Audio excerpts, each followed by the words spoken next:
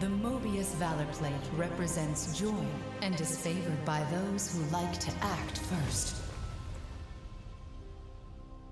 Hello everyone, welcome back to another Godfall video, and today I will be going over one of my favorite Valor Plates in the game called Moebius. Moebius is a void damage Valor Plate that inflicts curse upon her enemies. I'm also show you how I'm going to be speccing out for this build and what skills and weapons I'm currently using, along with the charm, amulet, rings, lifestone, and banner. This Valor Plate is definitely one of the fun ones which I'll be showcasing for you guys today.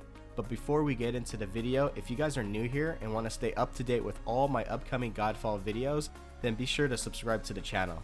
I'll be posting more Godfall videos more frequently now, so stay tuned for that. And with that being said, let's get right into it. Okay, so what we have in front of us today, guys, is probably one of the coolest looking Valor Plates in the game. And not only does it look cool, but its passive trait is also what piqued my interest, and that's why I wanted to craft this Valor Plate first. But I just want to make note that I am by no means grinding the game like a madman. I want to play the game at a normal pace and enjoy Godfall and everything it has to offer. But that doesn't mean I don't know how to spec for these Valor Plates.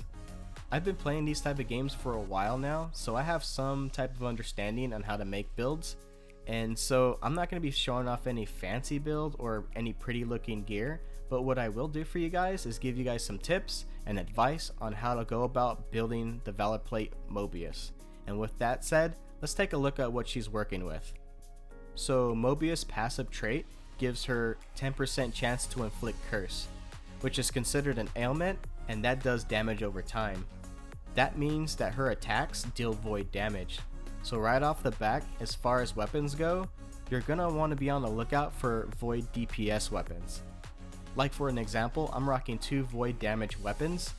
In my first slot, I have the epic polearm called the Spirit Reaper, which deals 112 void damage, and its primary trait is gain the greater blessing of endurance whenever you inflict curse.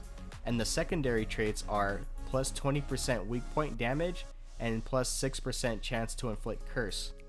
For my second weapon, I'm using Void Blade, which is an epic longsword that deals 76 void damage, and its primary trait is whenever you perform a death blow, the enemies explode and deals 305 void damage to nearby enemies. For my second traits, it has plus 32% critical hit damage and 18% weapon technique damage. I'm still waiting and hoping to get Void Blade in a higher level so that way I can forge it later. As far as items go, I would prioritize each of them to have a trait that increases void damage or curse, anything to bump up that chance to inflict curse upon your enemies. But what I have now will have to do. So for my amulet, I'm using a rare amulet called Mark of the Duelist that gives me 90 spirit, and its primary trait is restore 37 health whenever you perform a critical hit. And its secondary trait is 7% to shield charge speed. For my charm, I have the Peace Charm, which gives me 78 spirit, and its primary trait is plus 30% health recovery while your health is below 25%. And its secondary trait is plus 11% void damage. For the first ring I'm using Ilmatic Circle that gives me 54 might, and its primary trait is gain 7% polarity attack charge whenever you defeat a cursed enemy, and the secondary trait is plus 10% void damage. For the second ring, I'm using LiQWYD's Embrace, which gives me 96 vitality, and its primary trait is whenever you hit a weak point, you gain 84 overhealth and your overhealth no longer degenerates. The secondary trait is 12% air resistant, 12% earth resistant, and 23% damage to till enemies. For my lifestone, I'm using Obsidian Star, and this lifestone primary effect, which lasts for 10 seconds, gives me plus 48% void damage, and its second trait gives me plus 23% damage to cursed enemies. And finally, we have the banner, and I'm using Mesa's Banderol, which its primary trait is 20% critical hit chance, 47% critical hit damage, and for its secondary traits, it gives 4% critical hit chance and 16% polarity attack damage.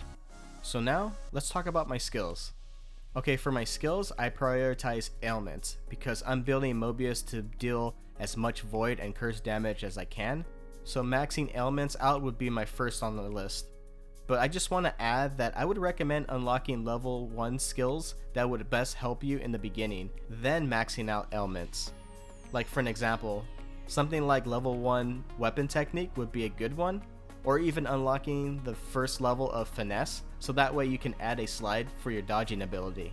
And those 2 skills are at each corner of the skill tree, so you'll be able to unlock those first. So after ailments, I went for maxing out critical hit chance and critical hit damage. Both skills are a must-have in my opinion, because since this is a melee based game, you're going to want to try to dish out as much critical hits as you possibly can for better DPS. And since I'm going to be doing a lot of light attacks, I went for the skill Rampage. And what Rampage does is, if you land multiple hits on your enemy, you will enter Rampage, where you deal 20% extra damage. And then, if you tie that with Polarity attack skill, and what this skill does is if you continuously hit an enemy, you will charge up Polarity attacks. And once it's full, if you swap to your second weapon, you will unleash a shockwave and boost your weapon for 20% for 30 seconds. That's pretty good. So as you can see, I'm just trying to stack damage on damage with critical hit chance and damage. So Rampage giving you 20% damage boost, and once it's time, swap to your secondary weapon to unleash more damage. It's pretty nuts. And the last skill I would prioritize is Breach. And Breach is my personal favorite of mine because I use Breach a lot. So it'll only benefit me by maxing it out because it just fits my playstyle. I like to do the Leaping Bash before going into my combo attacks. And once those skills are all leveled up, then I would say just unlock skills that best fit your playstyle. Now, as far as forging weapons and items go, I would definitely wait until you reach a higher level, or even to maxing out to level 50. In the beginning, I wasted a lot of crafting materials using the forge, only to realize that I'll be obtaining these same weapons but at a higher level. Because as your character levels up, the items and weapons level up as well with higher DPS stats. And since weapons are only able to be leveled up 5 times, I would just wait. Also, once you get to your character to a higher level, I would look out for some very good stat roll purple weapons or even blues, because the forge has this thing called enchanting, and what enchanting does is it turns your purple weapons into legendary weapons. So just keep that in mind when you're out looking for loot items. Overall, I'm liking the Valor Plate Moebius and the build that I have for her. I noticed a difference in my damage output, and inflicting that curse with the damage over time has never been easier. I can't wait to reach the max level, which is 50, so that way I can spec this build to its maximum potential. But that is my Moebius Valor Plate build.